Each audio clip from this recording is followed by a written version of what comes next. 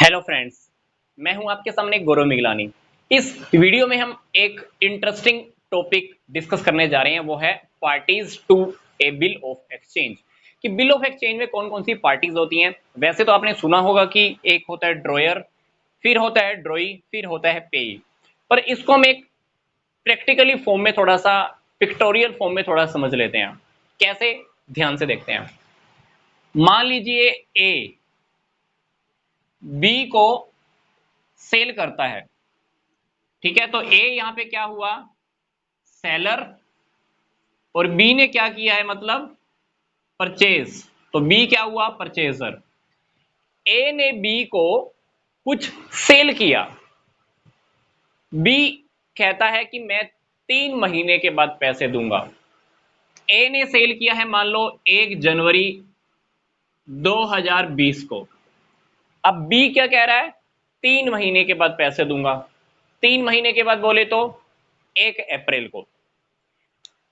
ए के लिए बी एक नया पर्सन है।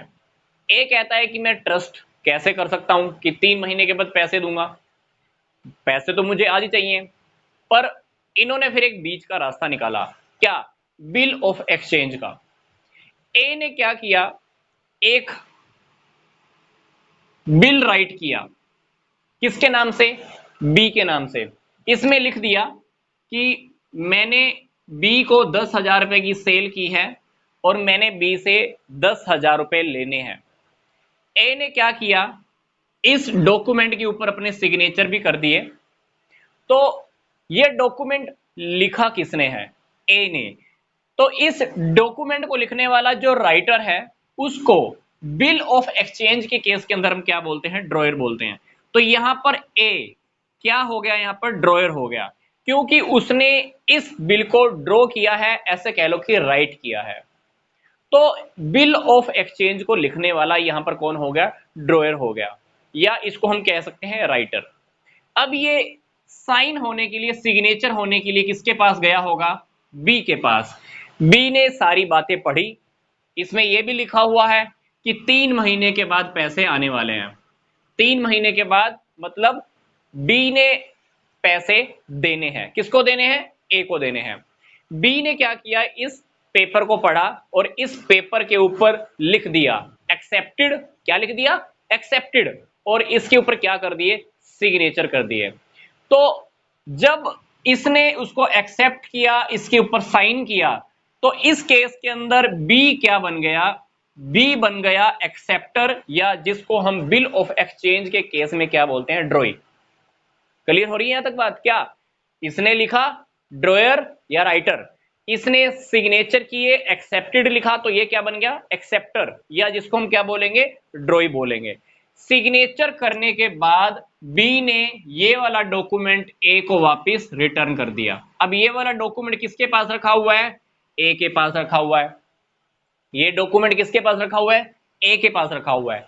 3 महीने के बाद पैसे किसको मिलने वाले हैं, ए को, क्योंकि इस बिल के ऊपर लिखा हुआ है कि पैसे कितने टाइम के बाद मिलेंगे, 3 महीने के बाद, मतलब अप्रैल में। अप्रैल में पैसे इसको मिलने वाले हैं। तो जिस भी पर्सन को पैसे मिलेंगे, उस पर्सन को हम क्या बोलते हैं, पेई बोलते हैं। तो अगर ये पैसे ए को खुद को मिलने वाले हैं, तो यहां पर ए अब पेई भी हो गया। तो बिल ऑफ एक्सचेंज के केस के अंदर जिस पर्सन ने बिल को राइट किया, अगर वही पैसे एक्सेप्ट करने वाला है, उसी को ही पैसे मिलने वाले हैं, तो ड्रॉयर भी यही हुआ, पे भी यही हुआ। मतलब पहला और थर्ड ये खुद ए ही है। यस, बिल ऑफ एक्सचेंज के केस के अंदर होता यही है कि लिखने वाला और पैसे रिसीव करने वाला भी वही हो सकता है, अगर ड्यू डेट तक, पैसे मिलने की तारीख तक, अगर वो पैसा खुद ही रिसीव करता है। ये बात मैं आपको क्यों बोल रहा हूं पता है, क्योंकि कभी कभी क्या होता है कि 3 महीने से पहले हो सकता है कि ये वाला जो कागज है बिल ऑफ एक्सचेंज वाला, ए ने ये कागज किसको दे दिया हो, सी को दे दिया हो। अब सोच कर देखो कि ये वाला कागज किसके पास है, सी के पास है। अब पैसे देने किसने है फिर भी, अभी बी ने। जब अप्रैल में पैसा देने की बारी आएगी, तो सी पैसे मांगने के लिए किससे जाएगा, बी के पास जाएगा। तो अब सोच कर देखो कि अप्रैल के अंदर अब पैसे किसको मिलने वाले हैं, सी को मिलने वाले हैं। तो यहां पर अब पैसा रिसीव कौन कर रहा है? सी कर रहा है। तो इस केस में अब सी पेई हो गया। इसी तरह से हो सकता है कि ए अप्रैल से पहले ही ये वाला बिल बैंक के पास छोड़ दे, बैंक से डिस्काउंट करा ले और ये वाला बिल किसके पास पड़ा रहे? बैंक के पास पड़ा रहे। अब सोचकर देखो, बी से पैसे मांगने के लिए कौन जाने वाला है? बैंक जाने वाला है। तो इस केस के अंदर अब पेई कौन हो गया? बैंक हो गया। इसी तरह से हो सकता था कि सी मान लो किसी और पर्सन को आगे ये वाला कागज ट्रांसफर कर दे। सी ने मान लो ये वाला कागज आगे किसको दे दिया? डी को दे दिया। अब सोचकर देखो, अब पैसे किसको मिलेंगे? डी को। अब पैसा रिसीव अप्रैल में किसने करना है? डी ने करना है। तो पेई कौन बन गया? डी बन गया। तो बिल ऑफ एक्सचेंज के केस के अंदर पेई, पैसे को रिसीव करने वाला, जिस पर्सन ने बिल राइट किया वो भी हो सकता है, उसके अलावा बैंक हो सकता है, थर्ड पर्सन और फोर्थ पर्सन भी हो सकता है।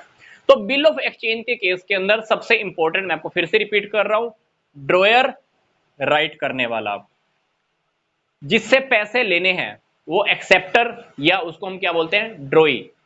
पेई, पेई कौन होगा? जिसको पैसे मिलेंगे।